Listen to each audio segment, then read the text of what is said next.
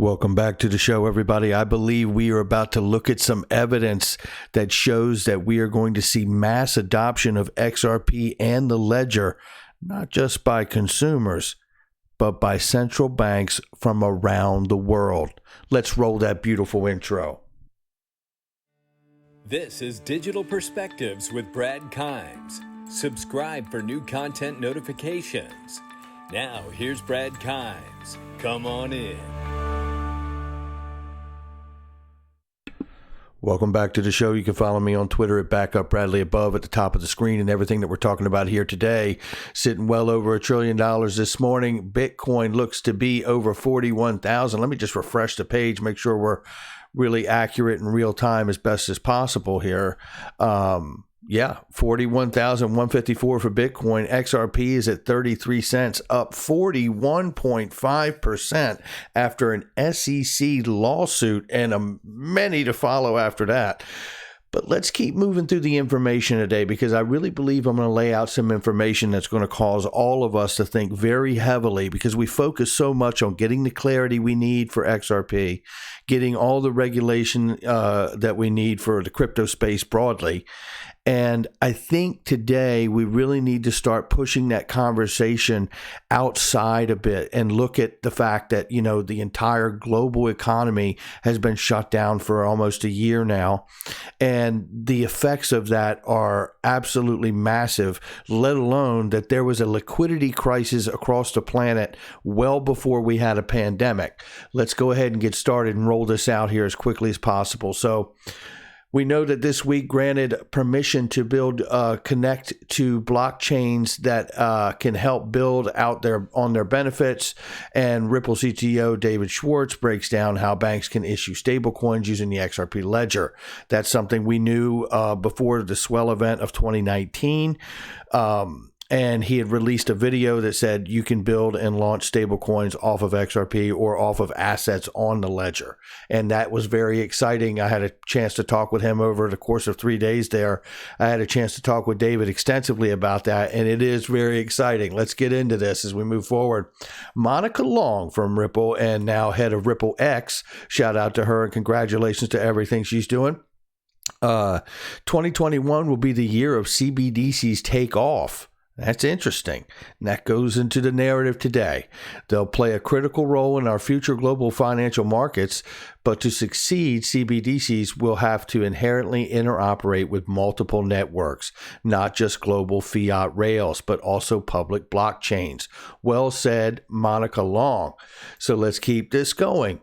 David Schwartz says another and timely benefit of the XRP ledger, the unique fungible token functionality that makes it easy for banks to create, issue, and manage stablecoins. I explain how with the issued currencies.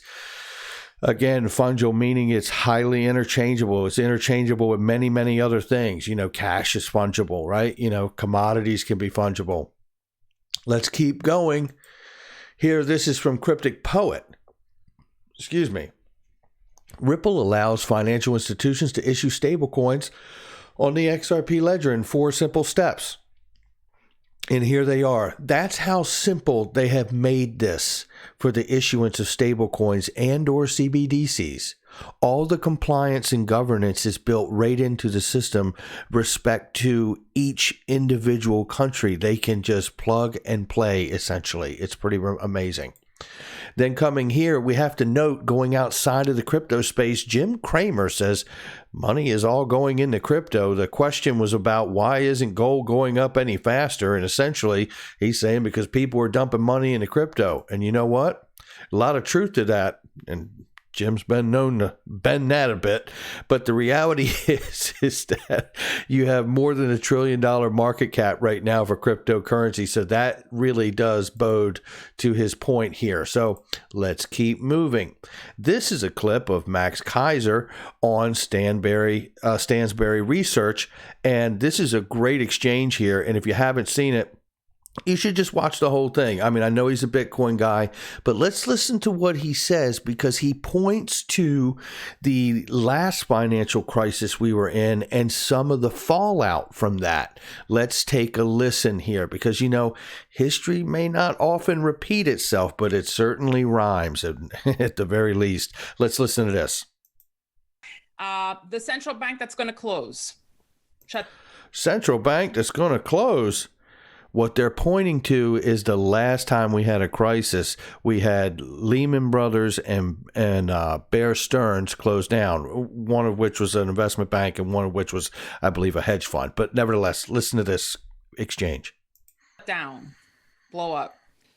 Right. So let's see. Well, the candidates are Bank of Japan, Bank of England, Federal Reserve Bank, European Central Bank. Probably the bank that is in the deepest quagmire of problems would be the ECB.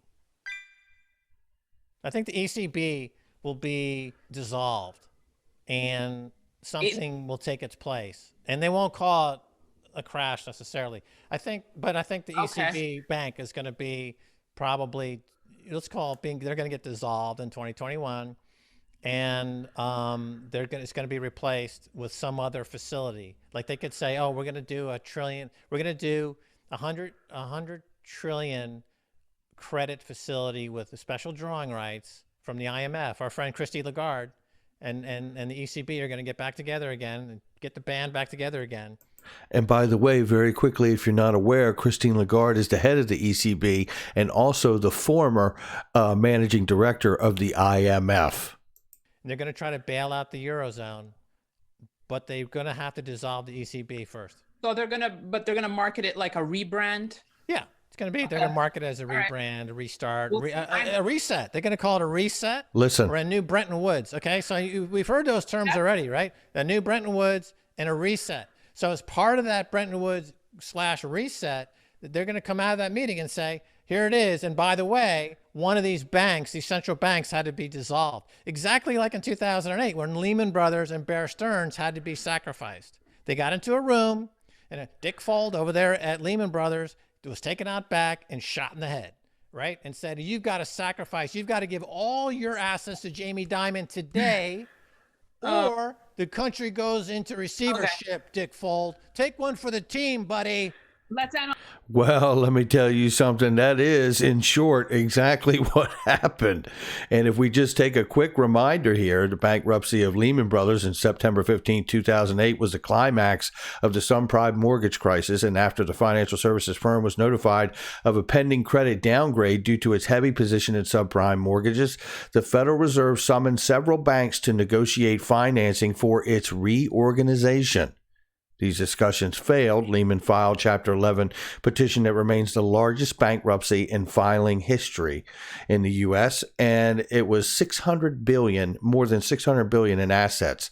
Looking here, it signaled a limit to the government's ability to manage the crisis and prompted a general financial panic. Money market mutual funds, a key source of credit, saw mass withdrawal demands to avoid losses. In other words, a run on the money market mutual funds. And the interbank lending market tightened, which means the repo market, which is now gone dark, and the Fed has been covering the spread on the repo market for almost a year. The government and Federal Reserve System responded to several emergency measures to contain the panic, which really never solved the problem. Looking here at Bear Stearns, we see in New York-based Global Investment Bank, securities trading and brokerage firm that failed in 2008, a part of the financial crisis and recession, and was subsequently sold to J.P. Morgan Chase, which is what Max was referencing. The company's main business areas before its failure were capital markets, investment banking, wealth management, and global clearing services. And it was heavily involved in the subprime mortgage crisis. The collapse of the company was preluded by the risk management meltdown of the investment banking industry in the United States and elsewhere that accumulated in September 2008 and the subsequent global financial crisis of 08-09 in 2010. JP Morgan ceased using the Bear Stearns name. Now, how many countries belong to the ECB that he was referencing?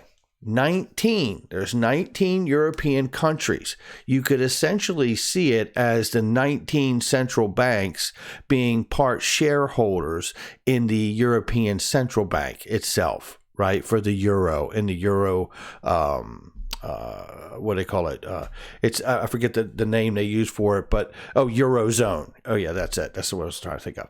So now let's keep going. Is the ECB in trouble? Well, it is.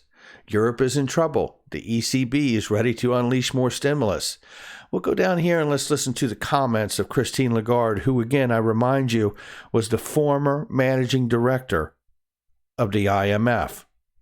In a press conference, ECB President Christine Lagarde made clear that the central bank stands ready to act. Incoming information signals that the euro area economic recovery is losing momentum more rapidly than expected after a strong yet partial and uneven rebound in economic activity over the summer months.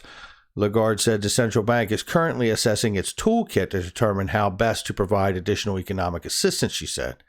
The central bank is widely expected to add billions more to its $1.35 trillion asset purchase program, which sits alongside of the European Union's $800 billion, $938 billion pandemic recovery fund, and has enabled even heavily indebted countries such as Italy to borrow money at zero interest.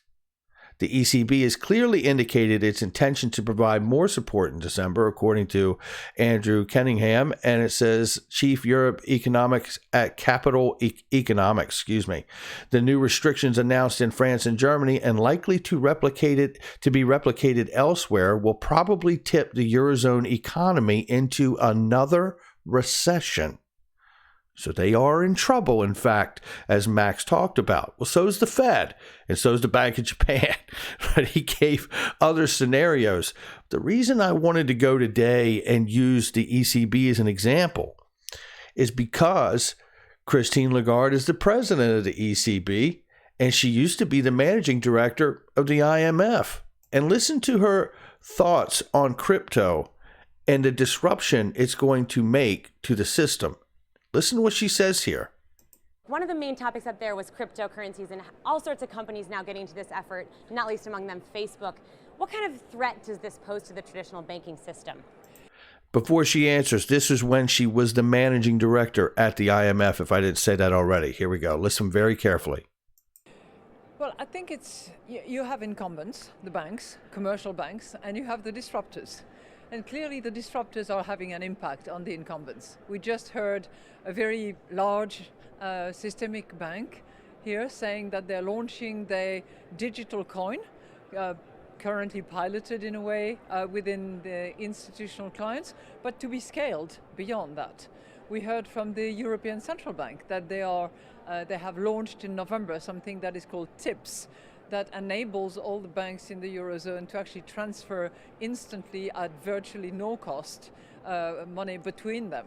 So I think that the role of the disruptors and anything that is using distributed ledger technology, whether you call it crypto assets, currencies or whatever, and it's far from the bitcoins that we used to talk about a year ago, that is clearly shaking the system. Is clearly shaking the system, but keep listening. Voice that we heard, which was, I thought, really interesting, were those of the regulators and central bank governors who said, well, yes, this is good and this is helpful and it is changing the business model of commercial banks. But we have to be mindful of two things: trust and stability of the system. And we are equally concerned, we at the IMF, about stability. We don't want innovation that would shake the system so much that we would lose the stability that is needed. And that is an acknowledgement of the power of this new technology and what it can do. No doubt about it. And I would also encourage you to understand that stability not only means stability for the financial system, but you could also substitute that word for control. They don't want to lose control, and they're not going to. Governments have had control of the monetary system since the beginning, and they're not about to let it go now. Keep listening. Regulators and doing enough right now to ensure that stability and as well competition from some of these big tech companies being involved in this space? You know, I think they're mindful of wherever the competition is coming from. The central bank governor of Kenya was explaining to us that they gave a banking license to a telecom company. And I think in the future, we have to look at what lots of data collectors and movers are going to do, and whether they're going to move into the banking space forcefully, in which case they will have to be regulated. They will have to be held accountable so that they can be fully trusted. And there it is. And that was before we all found out as retail investors and speculators in this market that we were going to see banking license eventually issued, as we're seeing roll out right now from the OCC, like Kraken has gotten a banking license, right? So very, very interesting to watch that these days. Now, I want to take you to this piece of news here, and we're going to build on this. ICE owns Bakkt. And it says they near a merger with Victory Park, a SPAC. Now, I went over the fact that Ripple could be, in fact, be a SPAC. What is a SPAC? A SPAC is a special purpose acquisition company. First of all, shout out to Bakkt, the cryptocurrency exchange owned by parent company ICE, which is the parent company of the New York Stock Exchange. That's how you know crypto is going to be big. When the New York Stock Exchange parent company says, you know what, we're starting a cryptocurrency exchange, it's because they know it's not going away too, right? I mean, it's pretty simple. But let's go over here and look at this diagram for a second. I've shown you this diagram before. Let me just open this so it's a little cleaner. Ripple is a blockchain infrastructure company. It could also be a SPAC, a special purpose acquisition company. We know that they partner with MoneyGram, and we know that they've been developing a lot of projects to address the market infrastructure and the fragmentation of this new financial system, or the Internet of Value. I laid out here how Ripple had been conducting themselves essentially as a lender of last resort, or a central bank already, having the escrow in what I believe is a third-party held account. I speculate that that's PolySign. I could be wrong. But you know, they received the escrow release. They determine how much goes on the back end of the contracts. And then over here, you have the exchanges and secondary markets where they sell OTC to the exchanges, and they can also participate in buybacks, which they acknowledged in Q2 report of Ripple. And we also know that they can lend to customers, and the customers can pay back with some interest. But what if Ripple remains a special purpose acquisition company, just like Victory Spark does, and helps Bakkt do the merger? What if, and I've also speculated that, well, what if PolySign were to become that new digital central bank? But listening to Max Keiser and what he talked about, and how there was a moment that someone had to become the sacrificial lamb in the last financial crisis. It's almost like a game of musical chairs. How did they determine that Bear Stearns and Lehman Brothers were the two that didn't get the chairs to sit in? And all of a sudden it was their turn to go. I don't know what measure really determined that they were short two chairs for, Bear Stearns and Lehman Brothers and all of that in the last crisis. But I do feel like there is a lot that rhymes here, because we are still in a crisis. And I remind you, in the last financial crisis, the central banks bailed out the hedge funds, as you just saw in the very short laydown from Max Keiser there, that the central banks bailed out the hedge funds. And this time around, the crisis is sitting on the central bank's doorstep. There's no one to bail them out. I believe that the answer to that is new money, ghost money, XRP. If you allow yourself to speculate on that and just embrace it for a moment, you start to understand there is no other way out of this other than to create a new asset and a new market and a new money. And if that be the case, and the European Central Union is in trouble, just like the Bank of Japan or the Fed, and we could do this example with the Fed too, because what do we know? In full disclosure, Susan Friedman, Michael S. Barr, Craig Phillips, they're all from the Treasury, and they all work at Ripple. But right now, for today, based on the comments there, let's look at this, because here's the other compelling thing. Like I said, there's 19 countries from the European Union that are in the central bank here, and they participate. And that's really like 19 countries or 19 central banks being shareholders of the euro. Okay, so imagine for a second if there was mass adoption by the European Central Bank of XRP and the use thereof it. Imagine if all 19 countries from the ECB issued their CBDCs or stablecoins off of the XRP ledger. Yeah, starting to hit home yet? Then let's listen to this exchange from 2017 from Miguel Villas. Shout out to Miguel. Happy New Year to you, my friend. And listen to this exchange about how he talks about the idea that, it'd be a little weird for a software company to hold all this XRP. Maybe there would be like another entity that could, oversee it or take it over. Just listen what he says here. Rest of the XRP then? Yeah, no, that's a good question, Mahir. And I don't necessarily know that we'll ever distribute all of it. In my mind's eye, there's a possibility where, we end up more of a lending kind of, more of a lender of last resort capacity, maybe. I think that would be a little strange for a software company, and maybe some things would have to change structurally. Maybe we have to have a different organization or something. Who knows, right? That's interesting right there, right? A different organization, a banking license, right? Becoming a bank, becoming a central bank, because really what you're issuing is a new asset, right? It looks a lot like, honestly, if you're collateralizing the ledger with all these different things of value, it looks a lot like a more diversified SDR basket. Let's keep going. But as these capital markets develop, as liquidity develops, there are going to be folks who, if they want to provide liquidity in the asset, don't want to necessarily own the asset because that puts them in harm's way for price movements. So if you can borrow the asset and create liquidity that way, it's actually a much more efficient way to be part of the liquidity mechanism. It's how traditional capital markets work. I mean, my first job on a trading desk was managing the repo book, the overnight Tom Next kind of liquidity provision that every day we had to roll. There's nothing like that in digital assets.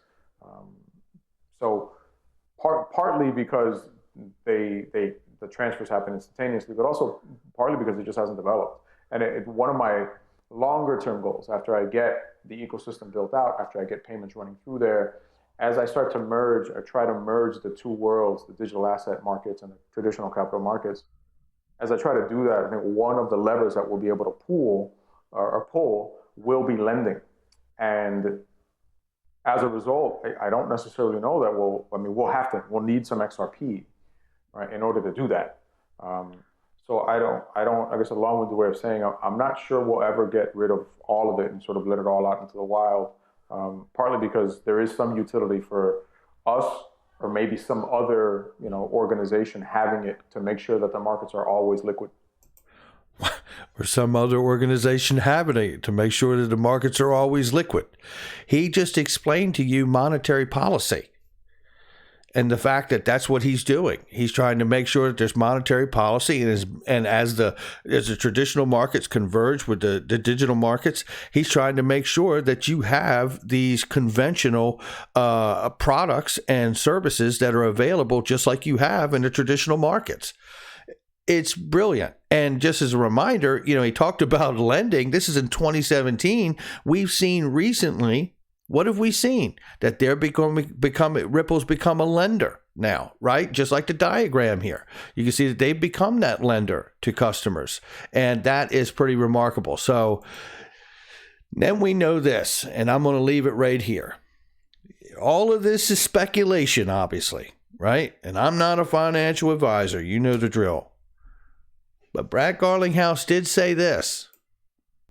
I mean, certainly we do know of central banks looking at the XRP ledger as open source technology to issue stablecoins using the XRP ledger. I'm going to leave it right there. I don't know what else we need to know, but I'll tell you something, this is the most interesting thing and amazing thing I've ever found in my life. I mean, every day there's something new to consider about where this is going. And I want to leave you with this note. There's a reason Bitcoin hasn't got a lawsuit on it. There's a reason Ethereum doesn't have a lawsuit on it. And there's a reason that Ripple does with the SEC. One, who are you going to call if something goes wrong with your Bitcoin? Ghostbusters? Who are you going to call if something goes wrong with Ethereum? Oh, they have a foundation, a nonprofit foundation. You going to call somebody with a Star Wars shirt on? That ain't happening either. The reason Ripple's being sued is because it's the second generation tech. It does what it says it can do. And to add to that, there is a company behind the asset, XRP. It is setting precedent because there is a Chevron and there is oil. There is a Ripple and there is the digital asset XRP. That legal distinction needs to have precedent and be set so we can move forward, because it won't be the last time that you will see companies create digital assets that are not ICOs. That's going to do it for me. Hit the like and subscribe, leave a comment below. Make sure you share with somebody you know, and hit that notification bell so you don't miss a thing. Make sure you check out all the links in the description box and the comment section. They are trusted, vetted links of products and services that I use each and every day. I'll catch you on the next one.